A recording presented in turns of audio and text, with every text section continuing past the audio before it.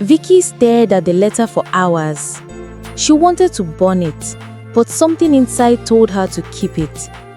Maybe it was proof. Maybe it was a sign. Either way, the words haunted her. Leave this house if you want to stay alive. That night, she hid the letter inside her Bible. Every time she opened it, she felt the warning burning into her soul. But she also felt fear. Fear that Esther was planning something bigger.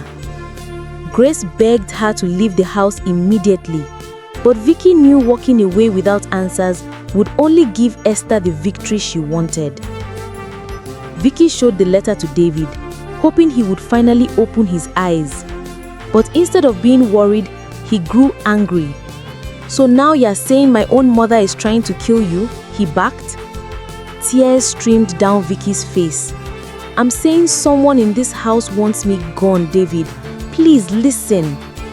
But David turned away, his loyalty to his mother stronger than his love for his wife. And in that moment, Vicky realized she could only trust herself. One evening, Vicky almost drank a cup of tea Esther prepared for her. But as she lifted it to her lips, Grace appeared and whispered, "Don't." Grace knocked the cup from her hand and the liquid spilled onto the floor. Later that night, a cat licked the spilled tea and died within minutes. Vicky's whole body shook with terror. She was no longer fighting insults. She was fighting for her life. The next morning, Esther pretended nothing had happened. She laughed, cooked, and even hugged David in front of Vicky.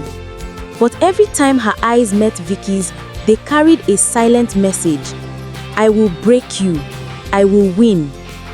Vicky smiled back, but deep inside, she knew this battle had moved beyond the surface. Esther's mask of kindness was hiding a demon determined to destroy her. Vicky packed a small bag one night and decided to leave. She didn't care if people judged her. She just wanted peace. But when she opened the gate, Esther was standing there, waiting. "Running away already?" she sneered. "Don't forget you swore before God to stay in this marriage." Vicky froze. She didn't understand how Esther always seemed to know her every move. Grace finally confessed the truth. "Your mother-in-law has spies in this compound. She pays neighbors to watch you and report everything." Vicky's stomach sank. No wonder Esther always caught her unawares. She had been living inside a cage all along, with invisible guards at every corner. But Grace added something else. "If you want to defeat her, you must expose her lies. That's the only way David will see the truth." That night, Vicky hid her phone under the dining table. She pretended to sleep while Esther spoke to a visitor. "Don't worry, by next month she'll be out of this house for good. David will marry Sandra, the woman I chose for him." Vicky's heart raced. She had finally captured evidence, but would David believe it? The next day, Vicky played the recording to David, but to her shock, she smashed her phone against the wall. "How dare you record my mother?" he shouted. "You are evil, Vicky, pure evil." Vicky sank to her knees.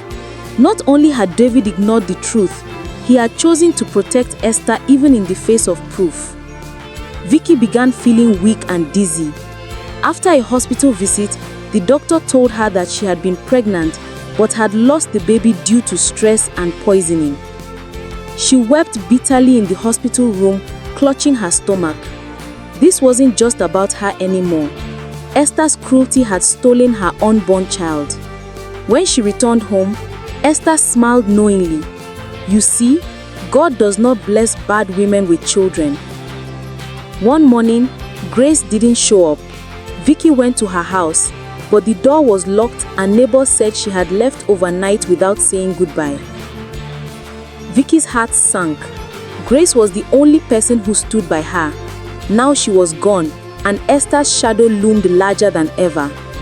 That night, Vicky received a text message from an unknown number. "Your friend won't be back. You are next." Late one night, while David was away, Esther received a visitor. Vicky watched through a small crack in the door. It was Sandra, the woman Esther wanted David to marry. "I'll wait as long as it takes. Just make sure Vicky is out of the way." Vicky's blood ran cold. She wasn't fighting just Esther. She was fighting another woman who wanted her place. One evening, Esther accused Vicky of pushing her down the stairs. Neighbors rushed in and saw Esther lying dramatically on the floor, screaming in pain. David came home and saw his mother crying. Without listening, he slapped Vicky across the face. "You've gone too far," he shouted. Vicky's cheek burned, but her heart burned even more. Esther had finally succeeded in turning her husband into her enemy. While cleaning Esther's room, Vicky discovered an old diary under the mattress. Inside were pages filled with Esther's hatred towards her late husband and her bitterness against any woman who came close to David. One line made Vicky's skin crawl. "No woman will ever take my son away from me. Not even death can stop me." For the first time, Vicky understood. This wasn't just hatred, it was obsession. During a family gathering, Esther stood up and cursed Vicky in front of everyone. "You will know no peace in this marriage until you leave." Relatives gasped, but no one defended Vicky. David stayed silent, his eyes fixed on the floor. Vicky looked around the room and realized she was completely alone. That night, as Vicky prepared to sleep, she found another letter under her pillow. This time, the handwriting was clear. It was Esther's. The words made her shiver. "Tomorrow your story ends." Her hands shook as she held the note. For the first time, she truly believed Esther was ready to kill her. As the clock ticked towards midnight, Vicky packed her bag. She had only two choices: fight back with everything she had, or run for her life before morning came. Watch out for the final part, where Mrs. Esther's secrets and wickedness will finally be exposed and Vicky's marriage restored.